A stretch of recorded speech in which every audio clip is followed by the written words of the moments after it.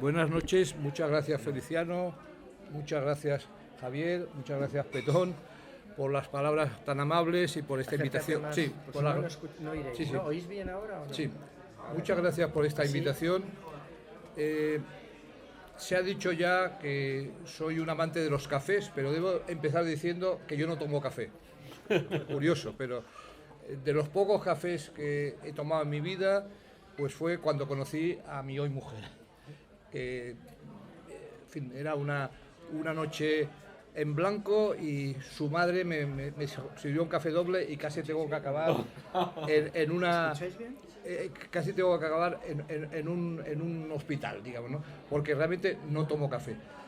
Lo llevo, digamos, un poco en la sangre el café y heredo el café, como lo ha dicho muy bien Javier, por tradición familiar. He traído aquí este libro, Los cafés históricos, que es un libro de mi padre, cuyo centenario se está celebrando este año. Es un libro que publicó ya muy mayor, en el que recopiló todo su saber sobre los cafés.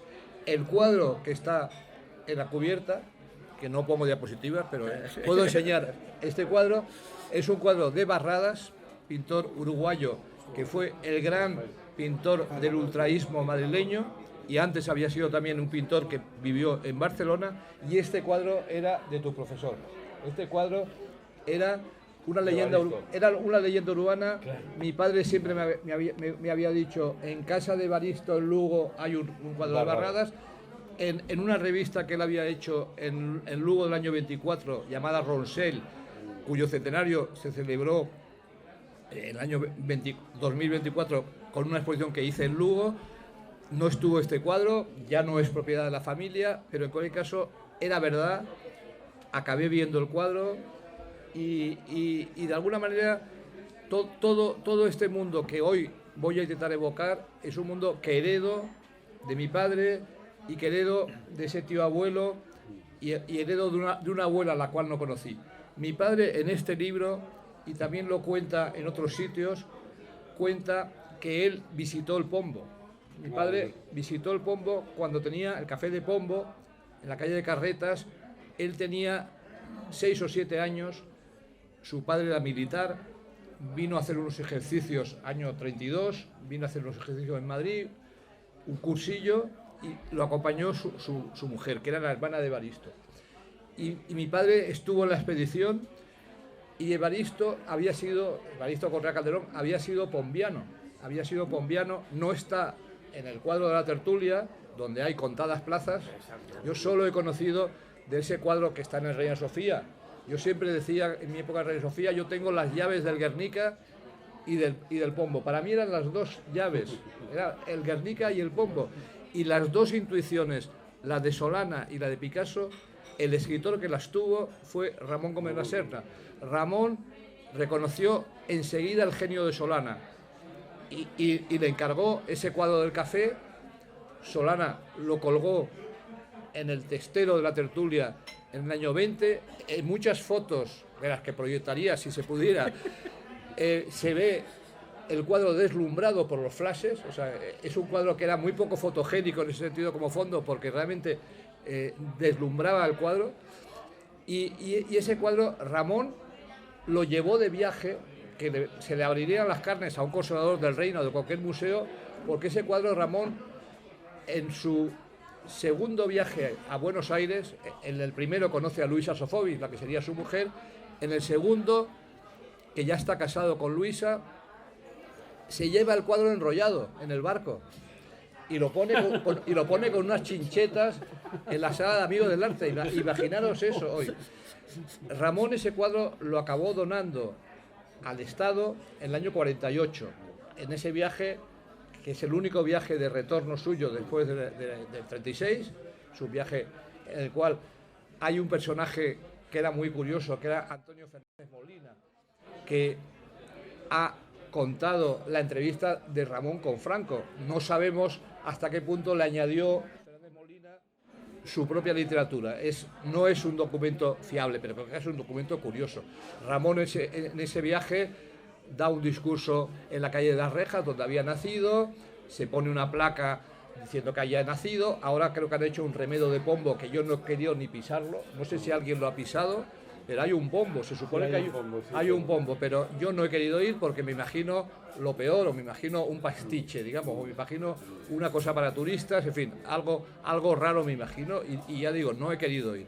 Pero Ramón estuvo ahí en su casa natal, estuvo en el Museo Romántico, cuyo director, Mariano Rodríguez de Rivas, que era el que había paseado a los escritores por los cementerios románticos, Agustín de Foxá, a Ruano y una serie de gente, pues Mariano Rodríguez de Rivas, cuando cerró el café, compró una mesa, un velador, una mesa de mármol, para llevarla al Museo Romántico que él dirigía, igual que compró, creo que una mesa también del Café Varela, creo que compró algunas mesas así.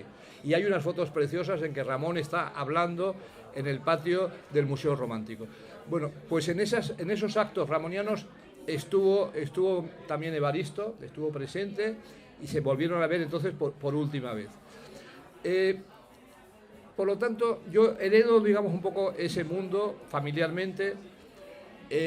Mi abuela escribía no en Ronsel, que fue la revista que Evaristo había hecho en Lugo en el año 24. Pedro creo que la ha descubierto un poco a partir del catálogo de la exposición que hicimos en Lugo.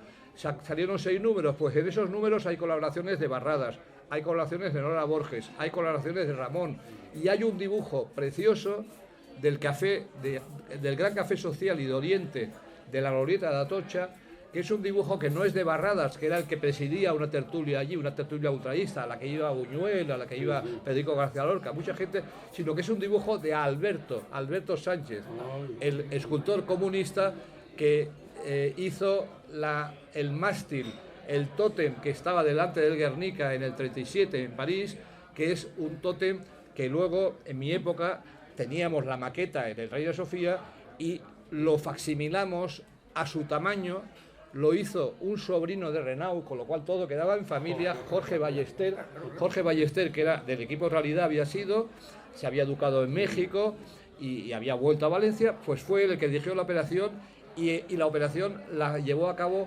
un artesano fallero valenciano, o sea, y estuvo presente el hijo de Alberto en la erección del monumento, y estuvo presente la viuda de Alberto, que era la hija de Francisco Sánchez, el gran ilustrador del Madrid castizo, que había vivido en Moscú y que tenía sus contactos complicados en Moscú, sí, con los servicios secretos, en fin, bueno, una novela, eso es una novela. Bueno, entonces, bueno, de los cafés, ¿qué decir? O sea, ¿qué decir alguien que no toma café, ¿no? Pero sabe, yo sé, digamos que el café es una institución que, entre otras cosas, tiene en parte unos orígenes polacos, ya que mi mujer, a la cual has aludido, es polaca, y los polacos fueron los que detuvieron a los turcos en Viena, en esa batalla, y ahí empezó el contagio del café turco hacia Europa, y empezó en Viena, se propagó a París, al Jocop, por ejemplo, que es un café maravilloso del siglo XVII, que tiene una vida enorme en la Revolución Francesa, que tiene una vida en el XIX y que hoy existe, es un lugar turístico pero recomendable. Pero aguanta. Conserva un clima correcto. No es problema que los cafés se reformen, se tienen que reformar bien. Si se reforman a lo bestia, ojalá sea verdad que van a respetar este café donde os reuníais. Sí. Pero a mí, bueno, luego lo hablamos porque cronológicamente no toca. En cualquier caso, los cafés tienen ese origen vienés, turco, con polacos de por medio, tal. Se empiezan a hacer cafés en el siglo XVIII en París, XVII y XVIII, pero el XVIII es el gran siglo de los cafés en Viena, en París, en Italia, en Roma, el café greco, más tarde, en Padova, un café maravilloso de la época de Stendhal. Se hacen cafés en Inglaterra.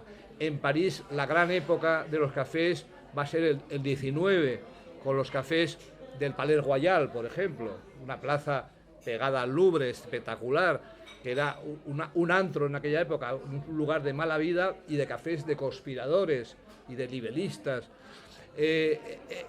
Después van a venir en París los cafés simbolistas, van a venir los cafés de Montmartre, los cafés con canciones, los cafés con pianistas, el más conocido de los pianistas de Montmartre, le dedicamos en el IBAM una exposición que es Erik Satie, el maravilloso Erik Satie de las Gnossianas, de Pagad, pero sobre todo las Gnossianas, de esas piezas de piano que no son nada y lo son todo. Bueno, pues ese hombre era pianista en un café de Montmartre, y Le Chat Noir, el gato negro. Hay gatos negros en muchos sitios. Aquí también.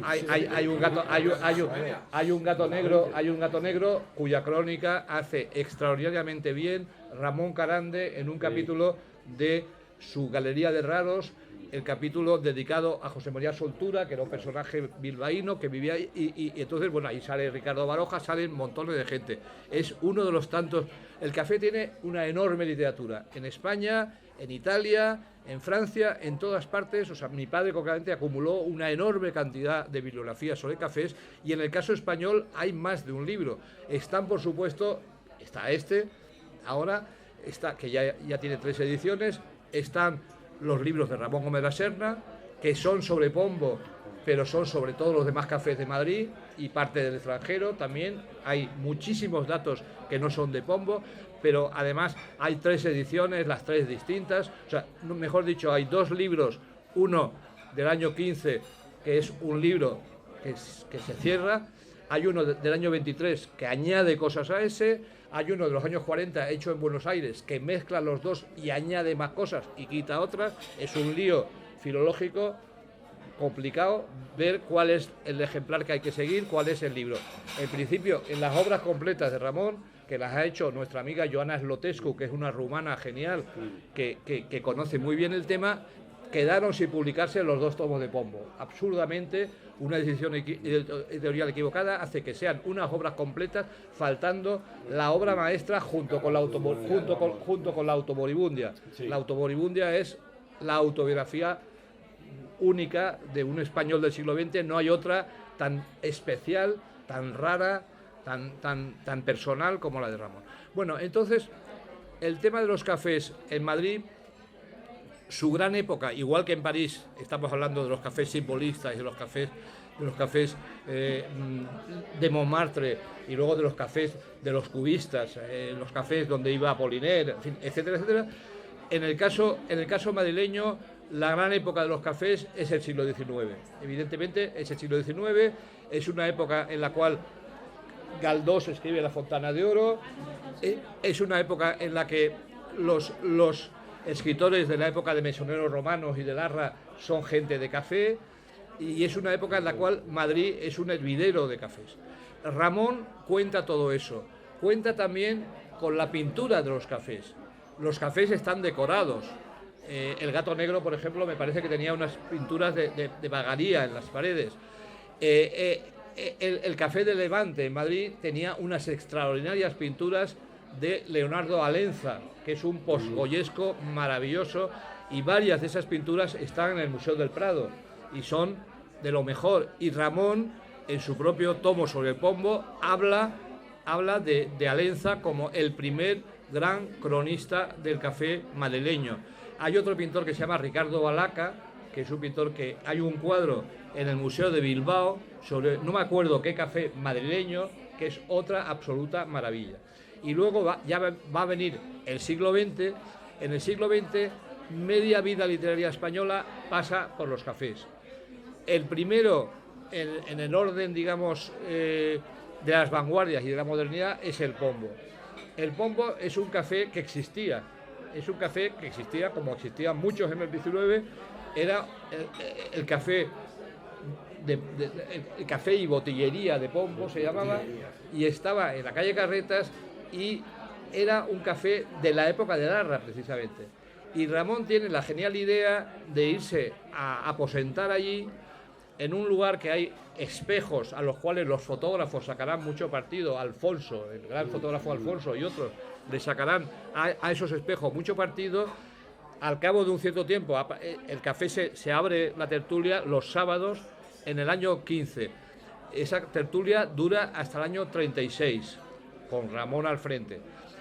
Ramón de vez en cuando se escapa de Madrid y pasa a lo mejor un año entero viajando por Europa, incluida Italia. Hay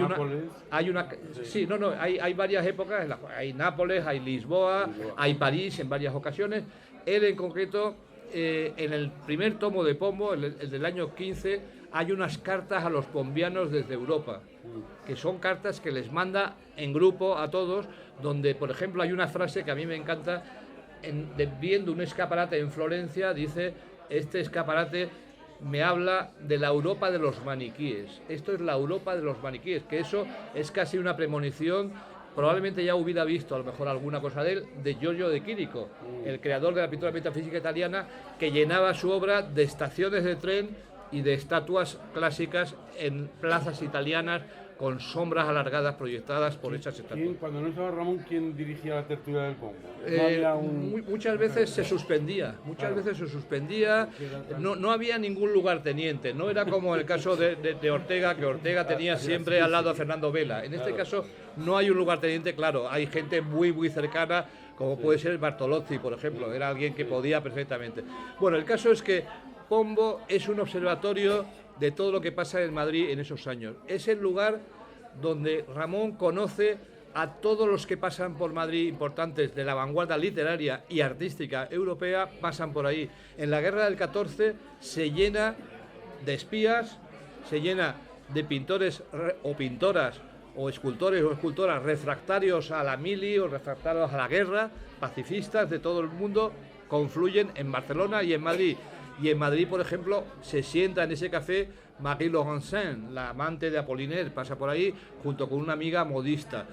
Pasa por allí el matrimonio de Launay, Robert y Sonia de Launay, que son una gente extraordinaria que inoculan el veneno de la pintura moderna a los futuros ultraístas. Pasa por allí después, algo más tarde, Paul Morand, el escritor y diplomático francés, que estaba destinado en Madrid y que tiene un precioso caligrama sobre la Puerta del Sol con los neones, simplemente traducido por Cansinos, pero no tiene que traducir nada porque son simplemente neones. Pasa por allí Pierre Macorlan, el escritor marinero, el del Canto de la Tripulación. Va a pasar más tarde Calder, y Calder le va a entusiasmar, y Ramón presentará en la residencia de estudiantes el circo de alambres de Calder. Y pasa Picasso. En el año 17, Picasso está en Madrid con Olga Koklova, su entonces mujer, que era bailarina de los ballets rusos, que era rusa ella misma, y vienen a presentar Pagad de Éric Satie, Cocteau y Picasso. Y Picasso está presente en el Palace, conservan en el libro de firmas la firma de Picasso con los días que se alojó allí. Y Ramón tiene la vista de, habiéndole encargado ya el cuadro a Solana, sin embargo de darle también un homenaje a Picasso. Ese doble juego es muy interesante. Pombo es la tribuna, es la trinchera, es el lugar donde suceden cosas increíbles de encuentros inesperados o de desencuentros. Es el lugar donde, por ejemplo, en el banquete Antonio Espina, Ledesma Ramos saca una pistola de repente, y es un hecho, digamos, que habla de la ruptura de la convivencia y de una etapa extremadamente dura que va a ser ya los años siguientes.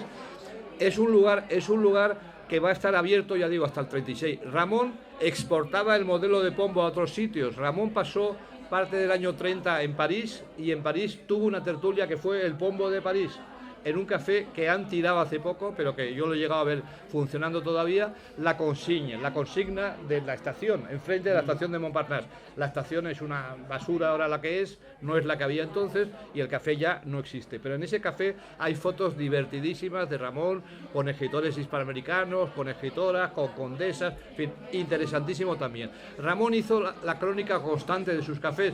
Cuando se fue a Buenos Aires ya no tuvo un café propiamente con tertulia, pero sí llevó la idea de su torreón, que era su casa con cosas hechas del rastro. Reconstruyó una casa así, un torreón así, en Buenos Aires. La guerra civil no interrumpe Pombo. Ramón se ha ido. A veces se dice que es un exiliado republicano. No, es un exiliado de la República. Es decir, es alguien que huye de Madrid porque ve a Pedro Luis de Gálvez, el bohemio, con una canana, sí, con las balas y con un fusil, y dice: si este manda aquí, yo me voy. Y es así. Y Ramón cuando se dice que es exiliado republicano, no es verdad ni a favor ni en contra, es que no lo fue, es que fue un exiliado que yo tengo varias cartas de él a Jiménez Caballero con el Arriba España y Viva Franco y la bandera española, sobre su papel amarillo de cartas, que quedaba muy bien, pero quiero decir que es así la historia y tardaron mucho tiempo los exiliados republicanos en juntarse con él. Fueron Luis Seoane, Rafael Alberti y Guillermo de Torre los que en el año 55, después de Alberti habiendo escrito un poema antipático sobre Ramón, Torpe Ramón, no sé qué, después promueven ya un homenaje y se reconcilian, digamos, con él. Ese café es la historia de España en la guerra. Yo tengo alguna foto de ese y otros cafés en la guerra, hay una actividad menor. En la posguerra continúa. En la posguerra, un escritor falangista, José Sanz y Díaz, reúne ahí una tertulia, había hecho una antología lírica de lanzamiento, tiene una tertulia de carácter más bien falangista, pero se reúne gente muy diversa, porque, por ejemplo, las primeras reuniones de Eduardo Chicharro, Carlos Mundo de Ori y Silvano Cernesi para hablar de postismo, para fundar el postismo, fue en Pombo, donde se reunieron. Y en la posguerra, Ramón va a volver en ese año 48, traído por Pedro Rocamora, y va a haber un acto final, digamos, en Pombo, con la radio opuesta. Hay una emisión de radio desde Pombo, y luego, al poco tiempo, el café cierra, es vendido. En su lugar se monta una maletería, una tienda de maletas, y hoy no queda ni tienda de maletas, no queda nada. Eso es una pena, como pasa con casi todos los cafés de Madrid. El Lión. Es un verdadero desastre. El Lión es un horror ahora mismo. Claro. El Lión es un horror, es un pub irlandés. Allí estaba la tertulia de Primo de Rivera en el sótano, la Ballena Alegre, con unas pinturas de Hipólito Lago de Caviedes. Parece ser que están detrás de los barriles de cerveza. Eso dicen, yo no me he visto hace 2 semanas. ¿Ah, sí? Y está con... Sí, está. Es asombroso. Pues esos murales deberían poder verse. Ese café no debería ser un pub irlandés. El café comercial, que es un café ya más tardío, pero donde tuvo muchísimas reuniones Ruano, donde tuvieron reuniones Jardiel Poncela y todo su grupo de humoristas, pues ese café ha sido restaurado. Yo me temía a lo peor y no es lo peor. Ese café es dentro de lo que cabe, digo, correcto. Dentro de lo que cabe, yo me esperaba un espanto, ¿no? En cualquier caso, los cafés de la misma época que Pombo, no voy a enumerarlos todos, pero hay que pensar en tipos de cafés, en cafeterías, en coctelerías, hay que pensar... Sí, pero hay que pensar que establecimientos frecuentados por escritores, pues Chicote es uno de ellos, y es un gran edificio. Había una tertulia de humoristas en no recuerdo ahora mismo qué café. Los ultraístas tuvieron ese café que citaba al principio, donde iban Barradas, Alberto y compañía, que era el Gran Café Social y de Oriente, pero los ultraístas también se reunieron en el Café del Prado, de la calle del mismo nombre, cerca del Ateneo. Los ultraístas se reunían, todo un grupo de ellos, en el Café de Platerías, que estaba en la calle Mayor, con salida por detrás, una puerta a la Plaza de Herradores.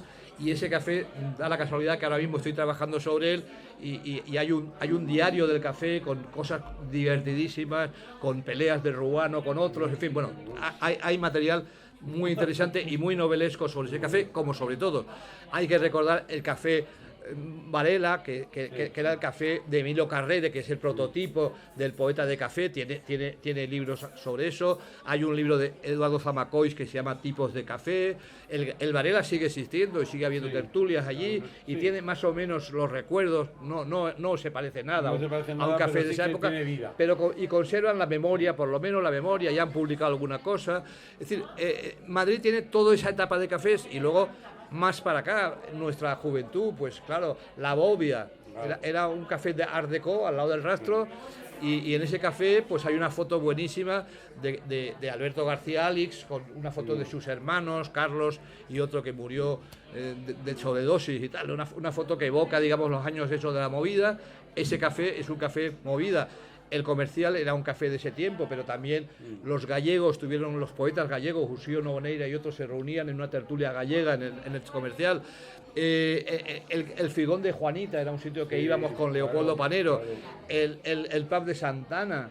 El pub de Santana pues era un sitio donde iba Ricardo Franco con Jan Sever, Sí. etcétera. Quiero decir, no, en general hay una geografía hay lugares de jazz también, los lugares de jazz, los No, cafés, el whisky jazz que estaba... el whisky jazz en la Plaza Colón. y el jazz que llevaba el cineasta Nicolás Rey tuvo, Nicolás Rey tuvo en María Molina. un sitio Sí, por ahí, El Nix. el Café. Nix, eso por ejemplo, ese Nix Café, el café de Nick, eso es una novela y una película. Sí. Eso es una película Allí para empezó ti. una chica que vino de París, Esa se es llama una- Maritrini. Sí, eso es una película para ti, eso es una película para ti porque allí tenía Chirino una escultura, Zach Risson me dijo que también tenía pinturas, ahí se hicieron exposiciones, allí estaba Nicolás Rey con Ava Gardner, y, en fin, todo ese mundo, ¿no? Que luego cerca estuvo el sitio de la movida, ¿te acuerdas? Sí, Enfrente de- claro. el sitio de la movida que era Rocola, ¿no? Sí, Rocola. sí, y el sol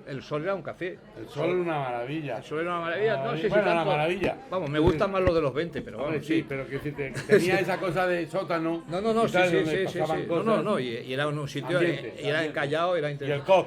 Y el coq, sí, el coq es detrás de Chicote. No, y en general, todos estos cafés, allí hay embarcados varias cubiertas de libros sobre cafés. Allí está el libro de Marcos Ordóñez, Balada del Gijón, que está muy bien. Hay que recordar el libro de Marino Gómez Santos, Crónica del Café Gijón, que lleva prólogo de Ruano y epílogo de Ramón, o al revés, y que es un libro precioso. Hay que recordar un libro que a mí me gusta menos, pero que tiene también su interés, que es La noche que llega al Café Gijón de Umbral. Umbral, lo que pasa es que los datos muchas veces le fallan, pero bueno, pero es un libro también. En la saga del Gijón está evidentemente Umbral. Acaba de salir uno de Pepe Esteban. Pepe Esteban sabe Sí. muchísimo, y Pepe Esteban sabe muchísimo de café, sabe muchísimo de bohemia y ha sido pilar de las tertulias allá. Bueno, esto es un poco para decir que el café es algo que está ligado a Madrid, que Madrid es una ciudad que desgraciadamente ha perdido muchísimos cafés, que ahora mismo la gentrificación hace que hasta el Gijón tengamos miedo por qué pasa con él. A mí el sótano de Curro Inza me parece una belleza. Es el arquitecto que muere más joven de su generación, es la generación de Higueras y compañía. Cuando muere Curro Inza, en el Rastro hace poco compré, cerca de tu tienda, compré un libro que no conocía sobre Curro Inza y en él escriben Moneo, Sainz de Oiza, Fullaondo, todo el mundo escribe diciendo que es el genio de la generación. Pintaba, creó la Choricera de Segovia, que es un edificio que yo vi de niño en revistas que tenía mi padre y me quedé fascinado y me sigue fascinando, y sin embargo no le han encontrado un uso. Es una maldición lo que tiene Curro Inza. Él era de Navarra, pero en Segovia hizo el mejor edificio moderno que hay en Segovia y no le han sabido encontrar uso, y ahora su sótano de madera lacada, que es precioso, pues parece ser que ha habido una inundación, que está todo medio podrido, y lo más probable es que se lo lleve por delante de la piqueta, salvo que efectivamente tus datos sean ciertos y lo hagan con respeto y con conocimiento y con interés. Los cafés en todo el mundo hay cafés que se conservan y que siguen siendo lo que fueron, aunque con los aditamentos que quieras, con la modificación. La Brasileira, por ejemplo, en Lisboa, uno de los dos cafés de Pessoa, estaba el Martiño de Arcada en la maravillosa Plaza do Comercio, y la Brasileira tenía unos cuadros de la época más o menos de Pessoa, y luego se han hecho otros cuadros más tardíos, pero sigue aquello. Hay una estatua de esas así un poco dudosa de un Pessoa acodado, en fin, tal. Eso también, eso en todas partes hay ese tipo de cosas. Almada sí que estuvo aquí haciendo Almada hizo el cine Barceló y en San Carlos, sí. En San Carlos, pero los decorados que hay fuera están los originales en el Museo do Chiado de Lisboa. Esos son falsos. sí. Los que hay ahora son falsos. Es decir, que todo pasa, todo se modifica, no nos bañamos nunca en el mismo río, pero en otras ciudades yo creo que hay más respeto por sus cafés que lo ha habido en Madrid. En Madrid cuesta trabajo encontrar un café entero, respetado y que siga siendo lo que tal. Ojalá me equivoque y ojalá me pasó con el Comercial, que ponía el grito en el cielo y ahora no lo pongo porque dentro de lo que cabe es correcto. Ojalá lo que pase aquí al lado sea también correcto. Por mi parte nada más, deciros que estoy encantado de estar aquí y de compartir con vosotros pues estas reflexiones sobre un brebaje que no tomo, pero que admiro muchísimo a los que lo toman y a los que lo sirven. Gracias. Luego te quedan preguntas y te van a hacer-